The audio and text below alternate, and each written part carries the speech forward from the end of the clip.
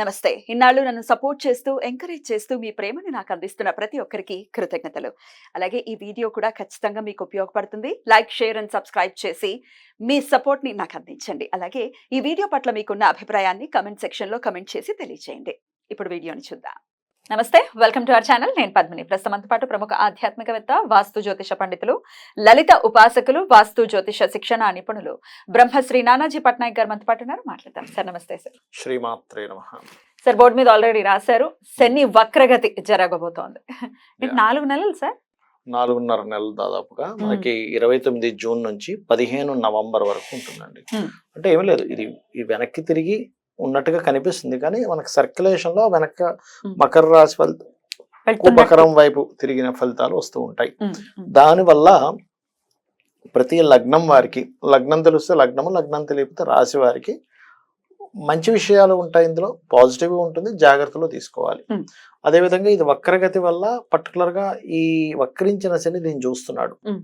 So 29 June నుంచి 13 July వరకు ఇక్కడ ఉంటాడు కుజుడు. సో 29, 13 వరకు, అంటే దాదాపు ఒక 15 రోజుల పాటు ఇది ప్రపంచ వ్యాప్తంగా కానీ దీని ప్రభావం ఉంటుంది. అంటే ఎట్లాంటివి సార్? విపత్తులు అట్లాంటివి? విపత్తులు అదేనండి. ఇప్పుడు కామన్ గా మీరు గమనించినట్లయితే ఈ శని సామాన్యంగా చూస్తుంటేనే మనం గతంలో కూడా చెప్పుకున్నాం, పేరుకి వర్షాకాలంగానే ఎండలు బాగా వస్తూ ఉంటాయి. ఒక పక్క బాగా ఎండ వస్తుంది అనేసరికి ఇంకో దగ్గర విపరీతం వర్షం పడుతూ ఉంటుంది. అంటే ప్రకృతిలో ఏదైతే బ్యాలెన్స్ అనేది తప్పుతుంది శని కుజులు ఎప్పుడైనా వీక్షించుకుంటున్నా కూడా.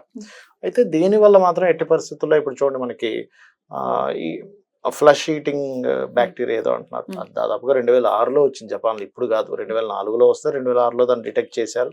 2006 నుంచి ఉన్నటువంటిది, అదేం కొత్తగా ఇప్పుడు ఇండియాకి వచ్చేసి ఏదో అయిపోతుంది అనుకునేటువంటి భయం అయితే పడాల్సిన పని లేదు. కాకపోతే ఈ కాంబినేషన్ వల్ల ఏమిటంటే ప్రపంచవ్యాప్తంగా కానివ్వండి, దేశాల వారిగా కానివ్వండి, మనకి రాష్ట్రాల వారిగా కానివ్వండి, అనవసరమైన గొడవలకు దారితీస్తూ ఉంటుంది. సాధారణంగా ఇది మనకి క్రోధినామ సంవత్సరం. కుజుడు ఓన్ హౌస్ లో ఉన్నాడు. ఇన్ని రోజులు శని చూస్తున్నందుకు ఆల్రెడీ జరుగుతున్నాయి. వక్రించి చూస్తున్నప్పుడు ఇంకొంచెం డిఫరెంట్ గా గొడవలు, అందులో ముఖ్యంగా సరిహద్దుల్లో ఉండేటువంటి ఈ భద్రతను కల్పిస్తున్నటువంటి ఈ యొక్క సైనికులు కానీ, పోలీస్ డిపార్ట్మెంట్ మీద కానీ కాస్త ఎక్కువ ప్రభావం చూపిస్తుంటుంది. అంటే వాళ్ళకి కొన్ని స్ట్రిక్ట్ రూల్స్ ఇవ్వడం, ప్రెషర్ ఎక్కువగా ఉంటుంది. ఎందుకంటే వక్రించిన శని చూస్తున్నాడుగా, అందుకని. అండ్ అదే విధంగా కొన్ని అల్లకల్లోలకు సంబంధించిన దేశవ్యాప్తంగా, ప్రపంచవ్యాప్తంగా ఏదైనా కొన్ని నిర్ణయాలు తీసుకునేటప్పుడు మనకి పిఎంలు కావచ్చు, వాళ్ళు ఆ నిర్ణయాలను కొంత వ్యతిరేకిస్తూ కొన్ని అల్లర్లు జరగడం కానీ, కొన్ని తీవ్రమైన నిర్ణయాలు తీసుకోవడం కానీ, ఇటువంటివి జరుగుతూ ఉంటాయి. అదొకటి మెయిన్ గా చూసుకోవాలి ఈ శని వక్రగతి అండ్ ఈ కుజుడు దృష్టి పడడం వల్ల. అయితే ద్వాదశ రాశులకి కూడా డెఫినెట్ గా ఆయన ఇచ్చేటటువంటి ఫలితాలు ఉంటాయి కదా సార్? ఉంటాయి, డెఫినెట్ గా మార్పు ఉండబోతోంది. ఎందుకంటే అష్టమ శని, అర్ధాష్టమ శని, ఏళ్ళనాటి శని వాళ్ళకి ఎలాగో అలాగే ఉంటుంది, కానీ అష్టమ శని, అర్ధాష్టమ శని వాళ్ళకి ఏమైనా డిఫరెన్సెస్ ఉంటాయా? Right sir. అయితే మరి ద్వాదశ రాశుల వాళ్ళు కూడా ఈ పీరియడ్ ని ఎట్లా ఉండబోతుంది ఈ 4.5 నెలలు కూడా, అలాగే శని యొక్క అనుగ్రహమే పొందడం కోసం ఎట్లాంటి రెమెడీస్ చేసుకోవచ్చు అనేది ఒక్కసారి వివరంగా అన్ని రాశుల వాళ్ళకి చెప్తారా సార్? చెప్తాను. ఆఖరిలో ఈ అర్ధాష్టమ, అష్టమ శని వాళ్ళకి ఏం మార్పు వస్తుందో కూడా చెప్తాను, ఎండింగ్ లో చెప్తాను. తప్పకుండా సార్. మరి కన్యా రాశి వారికి ఎట్లాంటి ఫలితాలను ఇవ్వబోతున్నారు సార్ శని భగవానుడు? శని భగవానుడు కన్యా లగ్నము ఆరు కన్యా రాశి వారికి ఇక్కడ ఇచ్చే పాజిటివ్ రిజల్ట్స్ ఏమిటి అంటే, first of all financial growth మీద ఇక్కడ మంచి ప్రభావం చూపిస్తాడండి. ఫైనాన్షియల్ గ్రోత్ ఖచ్చితంగా పెరుగుతుంది.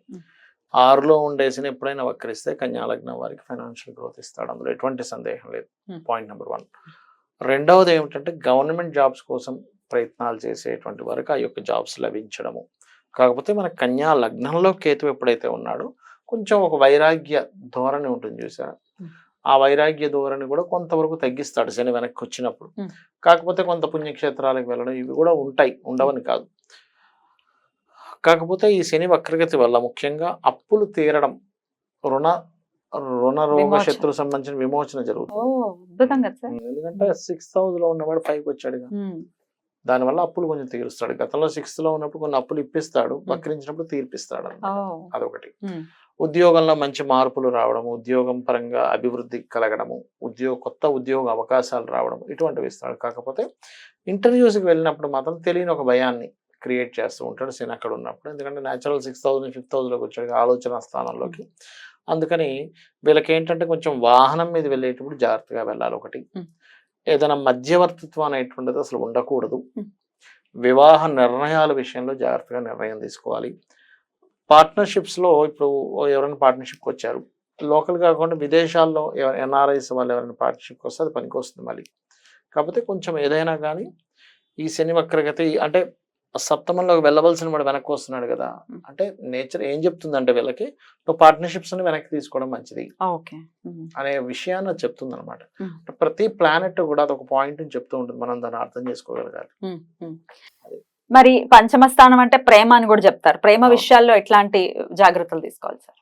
గతంలో ఎవరితోనైనా జీవిత భాగస్వామికి అంటే ఎవరైనా వివాహం చేసుకున్న వాళ్ళతో గొడవ అయినటువంటి ఆ గొడవ తగ్గుతుంది అంతే కదా. 6,000 వెనక్కి వస్తుంది అంటే సేమ్ ప్లేస్ కి వచ్చేస్తుంది. ప్రేమ వ్యవహారం ఏదైతే మళ్ళీ సేమ్ ప్లేస్ కి వచ్చింది. విడిపోయారు అనుకున్నారు కదంటే మళ్ళీ కలిసిపోయామని చెప్తుంటారు. అట్లాంటివి ఉంటాయి. అలాంటివి ఉంటాయి. రైట్. ఆరోగ్యం ఎలా ఉంటుంది అనుకోవచ్చు సార్? ఆరోగ్యం కనుక తీసుకున్నట్లయితే ఇక్కడ హెల్త్ ఇష్యూస్ తగ్గుతాయని చెప్పుకోవచ్చు కొంతవరకు.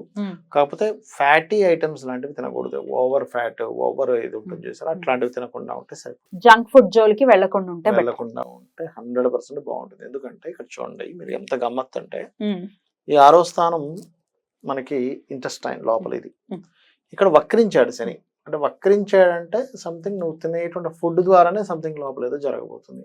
సో చూసి తినాలి. ఎందుకు అంటే ఇక్కడ చూడండి మనం తినే ఫుడ్ 2వ స్థానం 7వ స్థానంలో చూస్తాం. ఎటువంటి ఫుడ్ తింటాము అని. వెస్టర్న్ కల్చర్ రిలేటెడ్ ఫుడ్స్ తినే ఛాన్సెస్ ఉంటాయి కన్యా లగ్నం వరకు రాహు ఉన్నందుకు. క్లియర్ గా చెప్పేస్తాను. రైట్. సో అందుకని నో జంక్ దాని వల్ల హెల్త్ ఇష్యూస్ వస్తాయి. అందుకని సబ్జెక్ట్ ఇస్ వెరీ బ్యూటిఫుల్. దాన్ని మనం ఎంత అద్భుతంగా అర్థం చేసుకుంటున్నాం అనేదే మ్యాటర్. రైట్ సార్, ఎట్లాంటి రెమెడీస్ చేసుకోవాలి సార్ కన్యా రాశి వారు? వీళ్ళు వీలైనంత మటుకు కాలభైరవ అష్టకము అండ్ కాళికా అమ్మవారి స్తోత్రాలు అండ్ వెంకటేశ్వర స్వామి యొక్క ఆరాధన మంచి ఫలితం ఇస్తుంది. ఇక కన్యా రాశి వారు కూడా కామన్ గా చేసుకోవాల్సినటువంటి రెమెడీ ఏంటి సార్? కన్యా రాశి వారు కామన్ గా చేసుకోవాల్సిన రెమెడీ ప్లస్ అందరూ కూడా చేసుకోవాల్సిన రెమెడీ చెప్తాను. రైట్. మరి కామన్ గా చేసుకోవాల్సినటువంటి రెమెడీస్ ఏంటి సార్?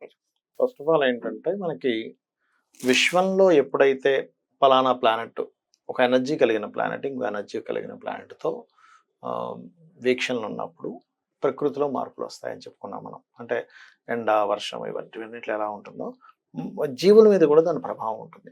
సహజంగానే ఇది క్రోధినామ సంవత్సరం, కొంచెం గొడవలకు ఎక్కువ దారితీస్తుంది. కాబట్టి ఈ 2 గ్రహాలకు పర్టికులర్గా అంటే కుజ శని గ్రహాలకి దీపారాధన చేయాలి. ఇప్పుడు ఎనర్జీ కంట్రోల్ అవుతుంది. అలాగే బెల్లము క్యారెట్స్ ఈ 2 పదార్థాలని గోవులకు తినిపించడం చేస్తూ ఉండాలి. బెల్లం ఒకటి, క్యారెట్స్ ఒకటి. మంగళవారం శనివారం తినిపిస్తూ ఉండాలి. వీలైనంత మటుకు ఆంజనేయ స్వామి ఆలయాలకు వెళ్ళడము. ఓం హరిమర్కటాయ నమః అందరూ చేసుకోవచ్చు. లేదా ఓం అనాకలిత సాదృశ్య చుబుక శ్రీ విరాజితాయ నమః. ఎందుకంటే శని వక్రించాడు కదా, అంటే ఈ లాభము కర్మ కనెక్ట్ అయ్యాయి. లాభము కర్మ శనికి సంబంధించిన మంత్రాల్లో అంటే శని అనుగ్రహం కలగాలనుకునేటువంటి దాంట్లో అమ్మవారి మంత్రాల్లో ఇది బ్రహ్మాండంగా పనిచేస్తుంది. ఓం అనాకలిత సాదృశ్య చుబుక శ్రీ విరాజితాయ నమః. దీంతో పాటు ఓం శ్రీమాత్రే నమః ప్రతిరోజు చేసుకుంటే అంటే మనకి బయట ఎలాగున్న పరిస్థితులు మనకి ఇబ్బంది కలగకుండా ఉంటుంది. బయట పరిస్థితులు గొడవలు జరగవచ్చు, రకరకాల అవ్వచ్చు, డిఫరెంట్ ఇవి అవ్వచ్చు, కానీ వీళ్ళకి సేఫ్గా ఉంటారు ఇది చేసుకుంటే. అండ్ అలాగే ఇంకోటి ఏంటంటే శని వారము మరియు మంగళవారము గోవులకు క్యారెట్స్ బెల్లం తినిపించడంతో పాటు వీలైతే గనక పెరుగన్నాన్ని పంచడం పేదలకి, లేదా గూడాన్నము అంటారు. అంటే మనకి మన బెల్లంతో తయారు చేసిన పదార్థము కొంచెం నెయ్యి కూడా వేసి దాన్ని అమ్మవారికి నైవేద్యం కాబట్టి ప్రసాదంగా కనుక ఇంకా ట్రాన్సిట్ కూడా ఉంటుంది కాబట్టి మేషరాశి వారికి ఏలినాటి శని స్టార్ట్ అయ్యే పరిస్థితి ఉంటుంది. రైట్. సో ఈ 4.5 months మీరు ఇందాకే చెప్పారు మేషరాశి వారికి మంచి కాలం అనే చెప్పారు. మొత్తం ఓవరాల్ గా ద్వాదశ రాశుల వాళ్ళకి కూడా ఎట్లాంటి రిజల్ట్స్ ఇవ్వబోతున్నారు, శని వక్రగతి అనేది వివరంగా తెలియజేశారు. రెమెడీస్ ని కూడా చేసుకున్నారు. డెఫినెట్ గా ఇవి పాటించుకుంటూ ఈ 4.5 months కూడా అందరికీ పీస్ఫుల్ గా వెళ్ళాలని మనస్ఫూర్తిగా కోరుకుంటూ కృతజ్ఞతలు సార్. నమస్తే.